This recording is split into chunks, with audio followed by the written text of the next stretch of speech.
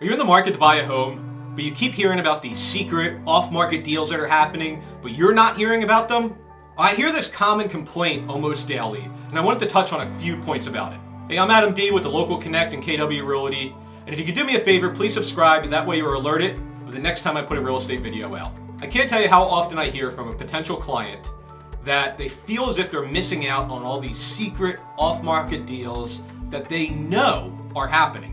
And it's always kind of funny to me because when I ask them how they know, they say, well, they've heard it through the grapevine. So maybe it's not actually happening and maybe they don't actually know. We'll see. But I wanted to clear up some misconceptions. There certainly are some off-market deals that happen. A lot of times they're not for a better price. In fact, a lot of buyers actually pay more to prevent the house from going onto the market so they don't have to compete with other buyers. So I'll revisit that in just a moment, but keep that in the back of your mind. Now I say the majority of off-market deals that happen are actually to developers, investors, flippers, those type of people. And they are really a very small segment of the buyer population. So I don't know if that's you. I don't know if you're in the market to try and tear down a home, for example, and build a new one.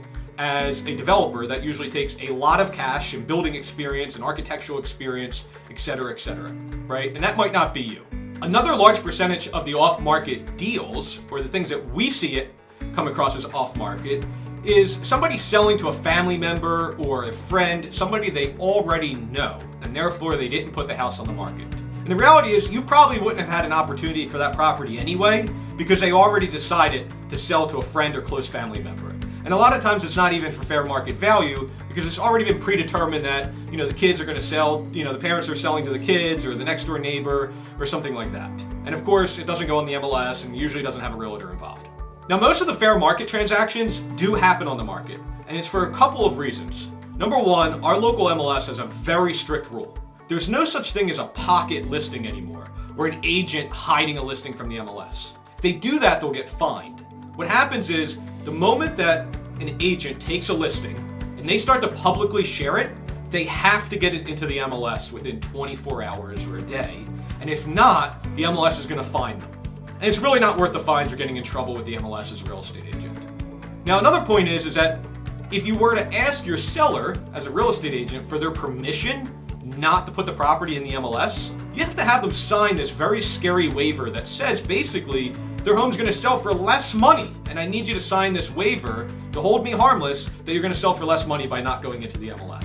And most sellers, the moment they see that, they say, oh, I want to go in the MLS, and understandably so. So because of that one-day rule and that MLS waiver rule, most of the properties end up in the MLS. Now there is a way around this. And one of the things you could do is you could hire me or another really good agent that offers a service kind of like a property finder service, right? And we do offer an off-market service to help buyers find properties. And what we will do is we will call, mail, solicit homeowners that match the exact type of house you're looking for and see if we can uncover somebody who's thinking about selling maybe in the near future, in the next few months, and maybe we can catch them a little bit early before they go on the market. There's a couple of things that you need to understand about this, and we'll certainly set up a consultation to talk more. But you need to know that this could be a long, slow process, but it can become very quick. The moment we find somebody, you're gonna have to take really quick action. Otherwise, the house is going on the market and you're gonna be in the same place you were before. Secondly, a lot of times it takes cash buyers. A lot of times to prevent a seller from going onto the market, they're gonna want a really secure deal with no contingencies whatsoever. Not all the time, but that's how I see it most of the time, right? And lastly, you have to be really set in your criteria. And you have to give your real estate agent permission to share everything about what you're looking for and your motivation to buy with sellers. Because we can't go canvass all 8,000 properties in town, for example. We have to go and get a very narrow list or focus of properties that match the criteria you're looking for to have any chance of this being successful. I hope this helps explain some of the common misconceptions or why you might be hearing about all these off-market deals, even though most of them are actually on the MLS, despite them selling quickly on the MLS. Again, if you like these informational tips and tricks of real estate information, please subscribe. It really helps us with YouTube. I'm Adam D with Keller Williams, and I'll see you on the next video.